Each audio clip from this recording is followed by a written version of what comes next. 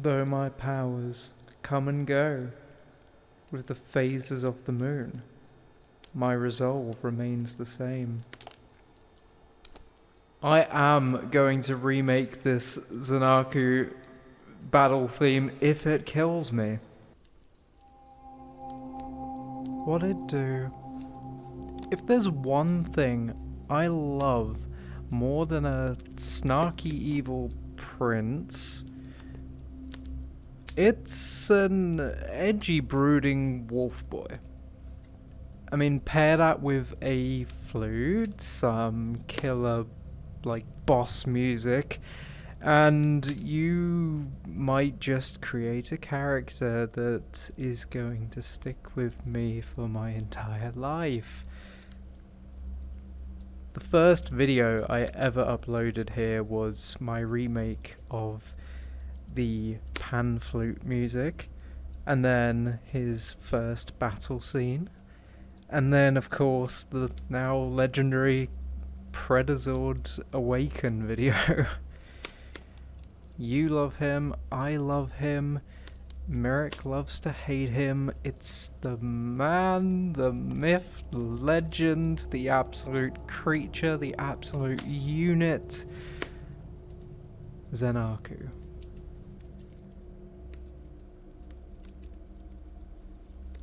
For the past 15 or so months, I've been teasing a full remake of about 8 minutes of music from Wild Force Episode 11, Battle of the Zords, covering everything from Jindrax and Toxica pulling up to start something with the Rangers, through the whole battle with Zen-Aku, through the summoning of the Dark Wild Zords, the Dark Wild Zords versus the Wild Zords, all the way through the sort of little ending bit of that whole episode, all the way up to the end credits. So, a lot of music. Now, I was really quite deep into production with this. I think my first demo, was it August 2024? My first demo, that was one of the tracks on there that I was teasing, even back then. We'd done a little bit, we'd done a little bit of it. The problem is that now, as you saw from my last video, I've decided now that I need to use the original samples, the exact same things that Lior Rosner was using for the show, which is obviously creating a whole new problem because it doesn't mean I just have to remake the track. Now I've got to identify every single little sample that was used in there, and that is a lot more tricky. So what have I found and what have I not found? I mean, as I explained in far too much detail last time, my eternal gratitude to those of you who suffered my 49-minute info dump. Of course, the sketchy bootleg CD called Roland LA Composer, but we already figured that out. So what's left? Well, there are a few holes in LA Composer for the orchestra. The timpani isn't amazing. There aren't too many different articulations for things like French horns and stuff, so he used Peter Seidlichek's Advanced Orchestra for the timpani and for French horn crescendos and a few other libraries just here and there, just to fill in the gaps really, but ultimately it's mostly just those two. Wild Force roll call theme. There were a couple of drum loops in there, because of course that is part of my remake. If you listen to the original, you might be able to just make out a sort of tambourine kind of ticking away in the left ear. That was one of the things I didn't have, and I found that it was part of East-West Percussive Adventures, which if you sort of noticed the little samples tab on the season 10, episode 1, Wild Force, Lionheart, the opening sort of prologue sequence, remake, all of those kind of cool little electro kind of synthy drum loops that play are all from that library as well. It's used quite a bit on Wild Force and a little bit on Time Force as well. But there was still a few samples I couldn't really pin down, and unfortunately for us, these were all pretty important elements of this remake. So when Zen-Aku's Dark Wolf Sword is just mauling Red Lion, there are these like really weird kind of extended flute technique samples. Here's what they sound like in the show.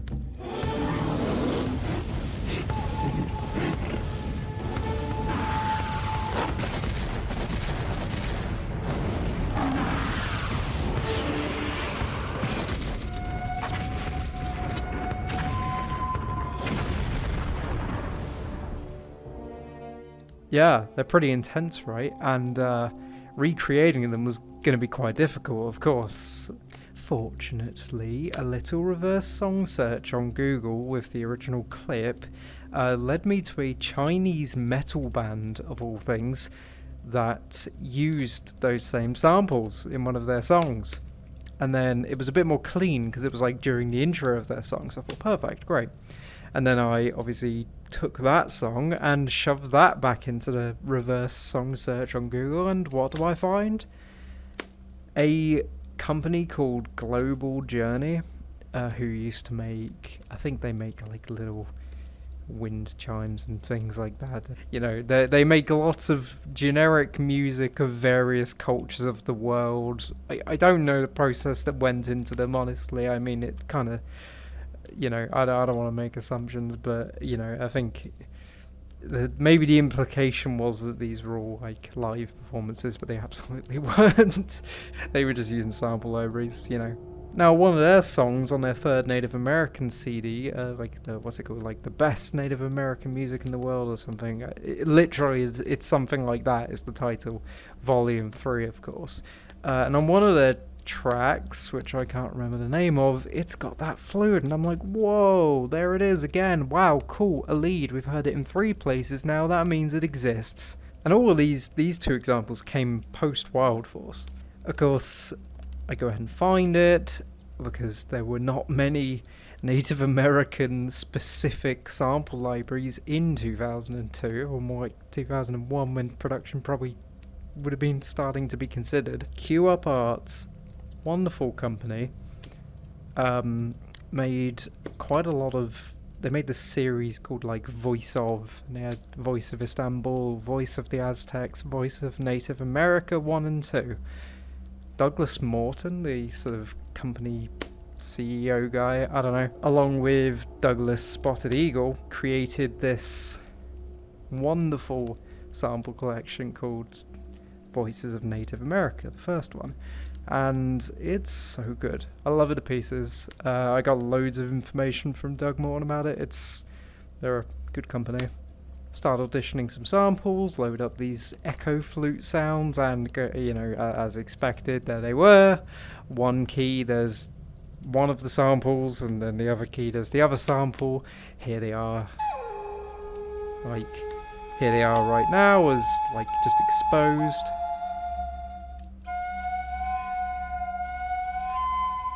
And it doesn't even just have those. There's some patches called like 2 fish flutes. Whatever a fish flute is, I'm not sure. But just listen to this fish flute phrase played like in the key of something I think you'll recognize.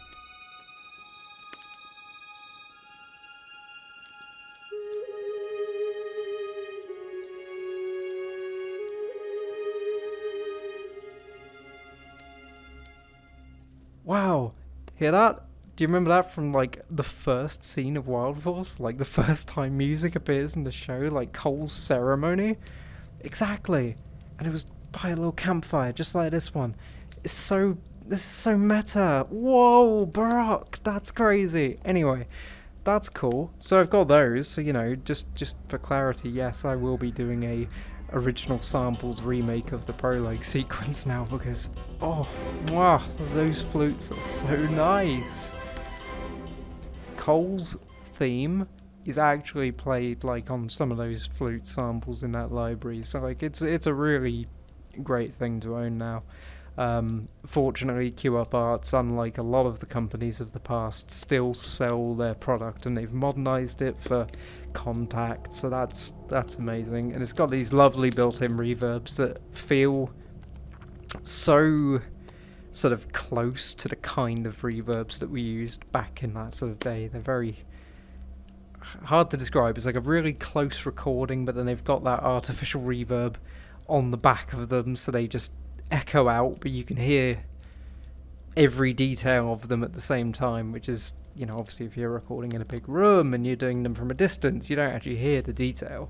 You're hearing mostly the rooms. You know, it's a cool little nostalgia little thing in there, which means also it's way easier for me because I just turn the reverb on the plugin and I just leave them as is, because the reverb that's built in sounds great and it sounds just like the show, and then you get our lovely Wild Force flutes, and yeah, they're good, they're really good.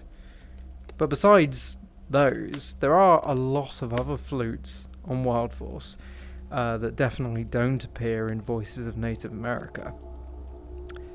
And then there's the real big problem. Zen-Aku's battle theme drums. Just take a listen to this little compilation I've made for like reference, for, you know, asking around to try and find out what they are. Just listen to these drums.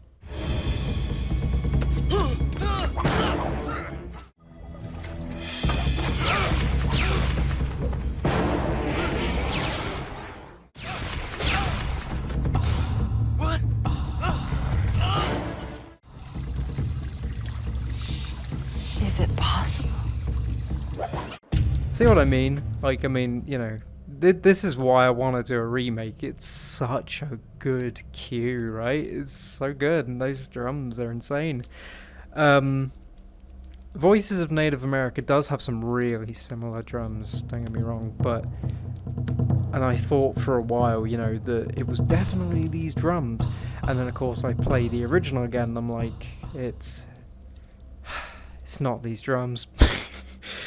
So I'd searched hundreds of pre-2002 sample libraries, as I said in the last video, and found absolutely nothing for these drums. I found plenty of similar things, but nothing. So, in all honesty, where did that leave me? I tried basically everything available. In fact, I probably have tried everything that makes sense available, and then some.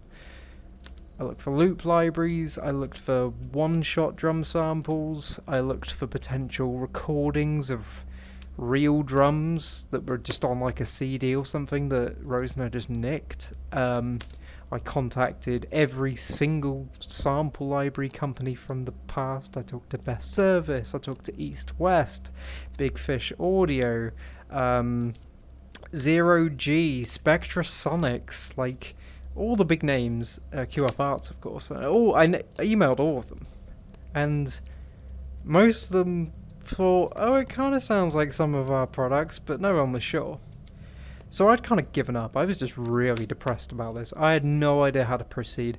I really want to get this done. I even said to myself that I was going to release just the first portion, just the sort of, you know, Gindrax and Toxica showing up and doing their whole,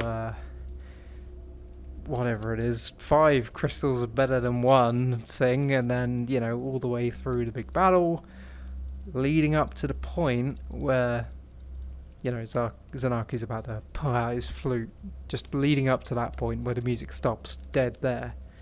And then the second half I'll do as a separate video, because I thought, you know, just do that, make it easy for yourself. Because then all we have to do is find the drums. But I couldn't find the drums. So I just got sad. And kind of temporarily gave up. But it's okay, because I thought, you know, I know what I'll do. I'll just start writing my own music for no particular reason.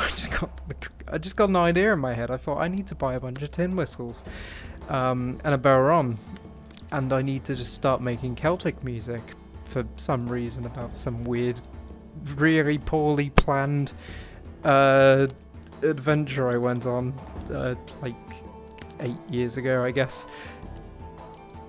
So I started doing that, as you've seen on the West Highland Way. These little tracks I've been putting up now, but showing them. Go listen to them, and I don't know, do the like button and stuff on them or something like that.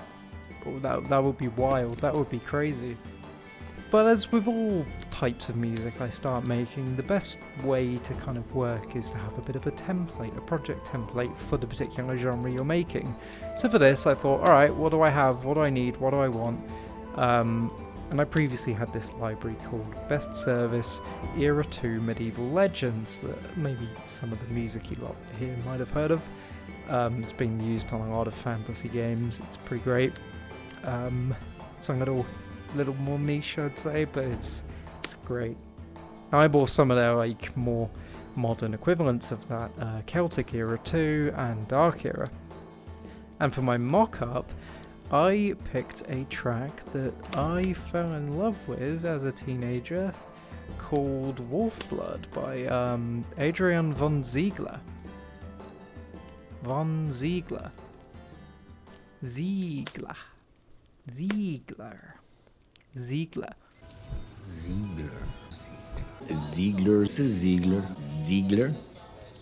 Now, I loved Wolfblood a lot as a teenager because of Zen-Aku, of course, and given like the millions of views it has, I'm pretty sure most people feel that way. I think it's his #1 track.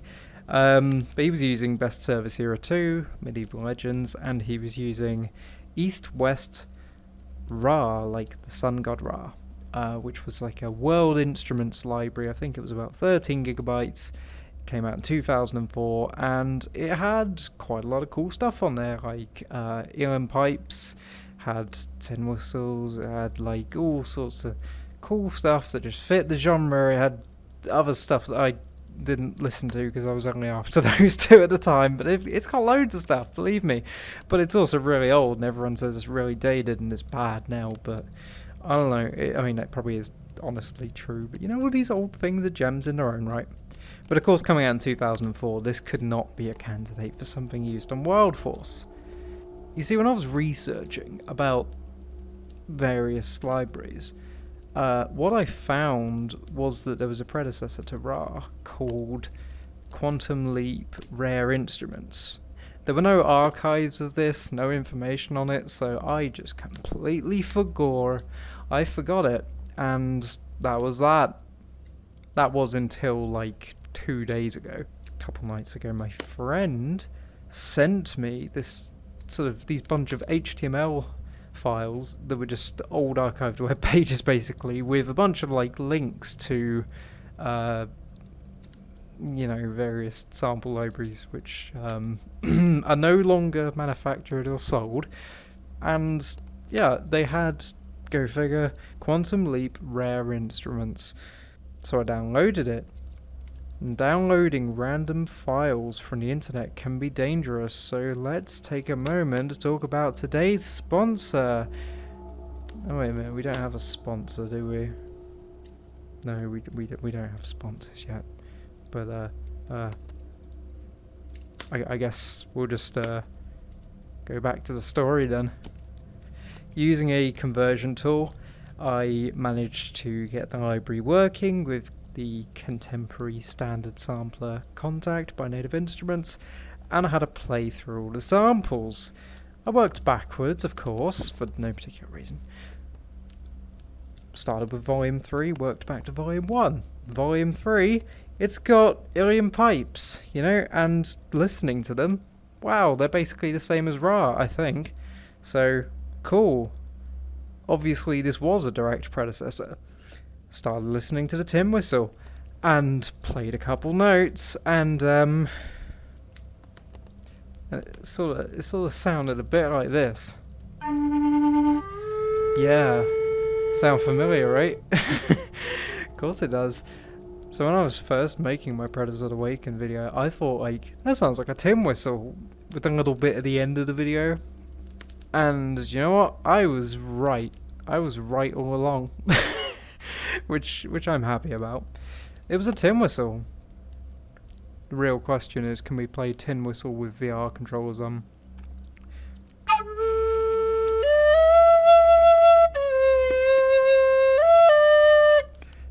close the last hole. They sound so much better when the controllers aren't on, forgive me.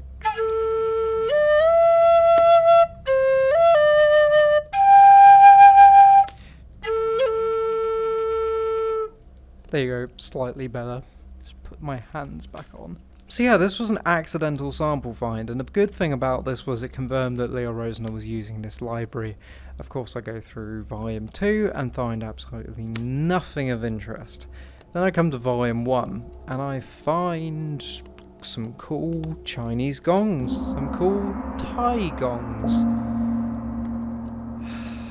And then in partition D, I found 114 wave files of Taiko Drums. I didn't want to get my hopes up when I saw how many there were. But like, if you bought yourself a scratch card, you wouldn't be expecting to win. But if you just had 114 scratch cards, you might get your hopes up at least just a tinsy bit, right? I always thought they were Taiko Drums. The reason I didn't think they were Taiko Drums later on was because I noticed some very distinct hand-slapped percussion. Of course, Quantum Leap Rare Instruments Taiko Drums, they have hand-slapped Taiko Drums. Not even Cineperc has that. So, do you know what? Thank you, East West and Quantum Leap. I'm not even sure if they were merged at that point. You know, they did a great job on that. And yeah, they are the original samples. 100% sure about that. When did this library come out though? Because that could make or break this whole thing. Well, I found an SOS article, Sound on Sound, from 2001 September. So these absolutely were around before Wild Force came to be. And just so you can hear, because there are 114 Taiko drum variations and about like 40 different programs or something crazy, I'm not 100% that these are the exact drums, but you can kind of gauge the sort of character based on these. I'm pretty sure the sort of faster drums are correct. But anyway, you'll be the judge of that, I suppose, and then I will be later on when I actually do the remake, but whatever. Anyway, listen to these.